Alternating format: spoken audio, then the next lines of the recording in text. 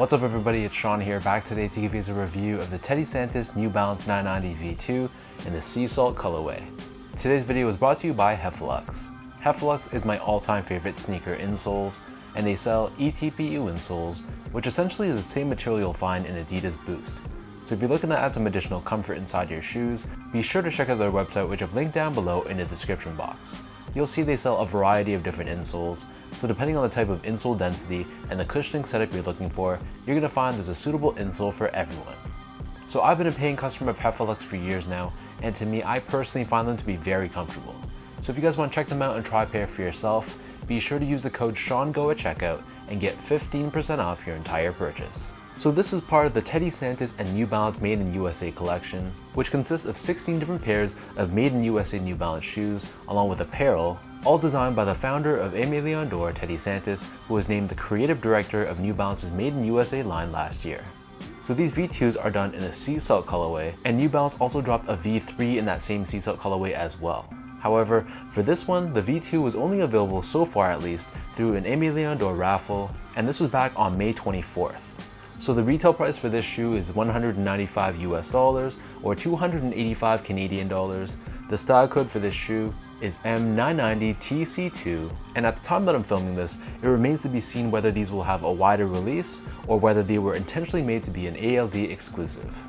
So diving straight into the details, the toe box area of this shoe, this is covered in a sail or off-white colored mesh, and overlaid on top, we have this very soft gray colored leather. Surrounding the front toe cap, instead of the typical suede, we also have another overlay of leather, and this is also done in more of a cream or off-white colored finish. Moving downwards, covering the mid panel, we have this pure white colored leather, and in the middle we have the New Balance N logo done in this gray colored suede material. Moving downwards, we have more of that cream colored leather, and the top two eyelets are constructed out of a cream colored TPU. Underneath this, we have more of that visible mesh that we saw earlier on the toe box, and then wrapping around the back of the heel, we have another panel of white colored leather, and in the center we have this oval shaped cutout revealing this reflective silver 3M panel with USA branding embroidered in the middle. And on the top of the heel we have this very soft gray colored leather. Surrounding the bottom of the heel, we have this white colored TPU heel clip, which gives you added structure and support for the back end of the shoe. And then as we turn our attention back to the front, so in terms of the laces, these come with two different lace options. The standard or default lace these come with is a flat style lace done in this cream colored finish, and they also give you a secondary pair of laces which is done in more of a white color. Underneath this, the tongue is done in that same cream or yellow colored finish, and it's constructed out of a very tightly wound mesh, almost feeling like canvas to the touch. And embroidered on the top, we have 990 New Balance Made in USA branding, which is woven in this gray color. As for the insoles, these come with your standard foam lined insole. It's done in this off-white or cream colored finish on top, and we have the same new style of branding that we've seen on the other pairs that I reviewed in the 16 pair collection, so this New Balance branding is stamped on the heel in black. The upper of the 990 V2 sits atop this absorbed foam midsole, which is once again painted in this vintage looking yellow color. The midsole has this very bulbous looking design on the heel, and protruding out of the lateral side of the midsole, we have this visible absorbed foam, which is this gray colored hit right here. And then finally, turning the shoe over to the bottom, here we have your classic 990 V2 outsole.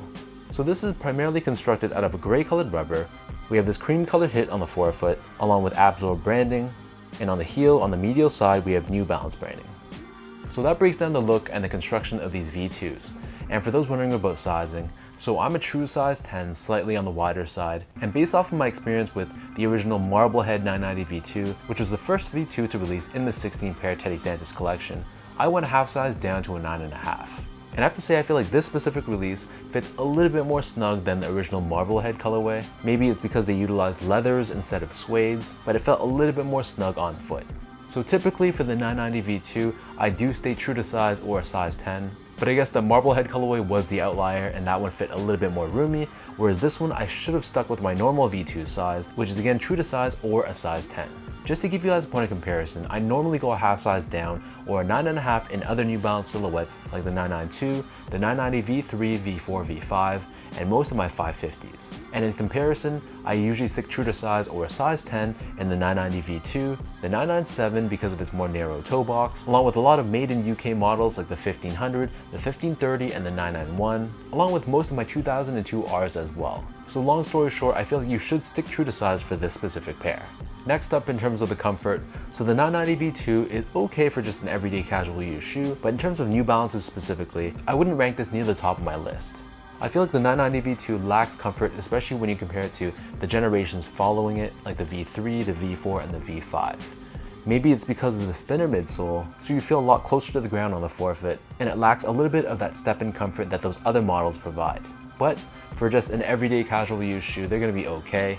If you're normally someone that likes how V2s feel, then you're gonna like these. I just think there's better options out there when you think of New Balance and comfort.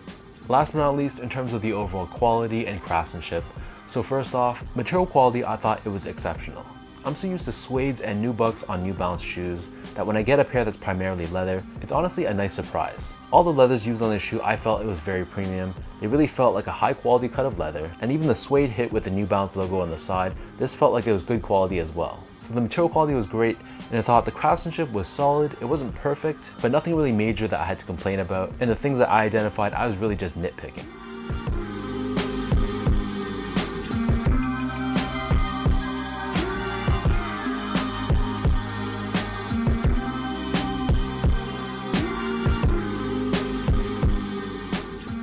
So with all that out of the way now, let me toss these on feet and I'll show you guys how these look.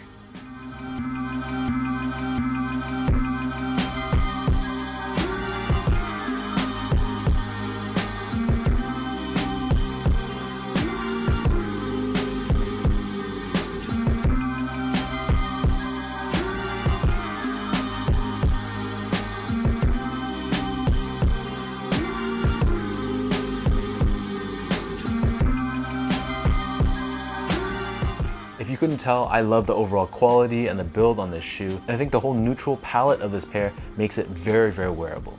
If I had to compare this one to the 990 V3 in that sea salt colorway as well, I still think I gotta give the edge to the V3. Maybe it's just a silhouette that I prefer over the V2, but again, that's just my personal preference. I do have to say though, I think this V2 looks a lot better on feet as opposed to just looking at it as is, but I wish I had stuck true to size for this pair as opposed to going a half size down like I did for the Marblehead release.